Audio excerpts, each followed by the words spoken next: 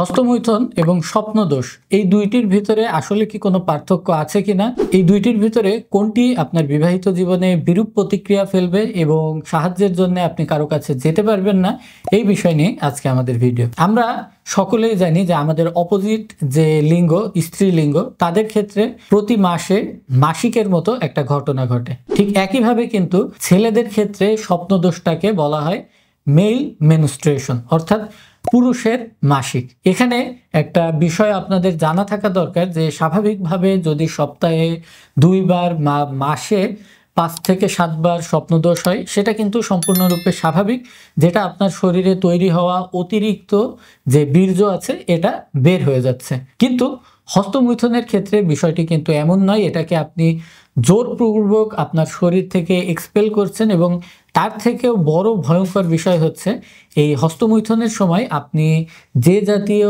Stimulation এবং উদ্দীপনা জাতীয় ছবি বা ভিডিও দেখছেন, এগুলো কিন্তু আপনার ব্রেনকে পুরোপুরি রূপে পরিবর্তন করে ফেলতে পারে এবং সময়ের সাথে সাথে আপনার কিন্তু এই উত্তেজনার ধাপটা আস্তে আস্তে বাড়তে থাকে। এবং এই হস্তমৈথুনের সময় যে গর্হিত 5টি ভুল কাজ আপনারা করেন, এই বিষয়েও কিন্তু আমাদের পেজের গত ভিডিওতে আমরা বলেছি। অর্থাৎ যদি আপনার ভেতরে স্বপ্ন দোষ থাকে, সেটাকে আপনি স্বপ্ন দোষ মনে না করে এটাকে স্বপ্ন গুণ হিসেবে মনে করতে পারেন। তো এখানে যদি আপনারা খেয়াল করে দেখেন, স্বপ্ন দোষ কিন্তু একটা নির্দিষ্ট সময় পর পর হয়, অর্থাৎ আমাদের শরীরে যখন পর্যাপ্ত পরিমাণে বীর্য থাকে ঠিক সেই সময়ে গিয়ে।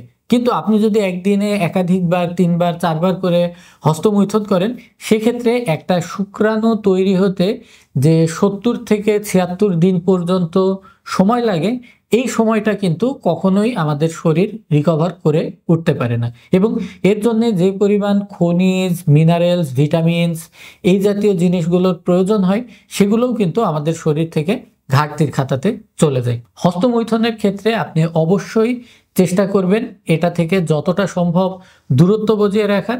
না হলে হয়তো বিবাহের পরে আপনি আপনার বাবা অথবা আপনার স্ত্রী কারো কাছেই কিন্তু বিষয়গুলো নিয়ে খোলামেলা আলোচনা করতে পারবেন না।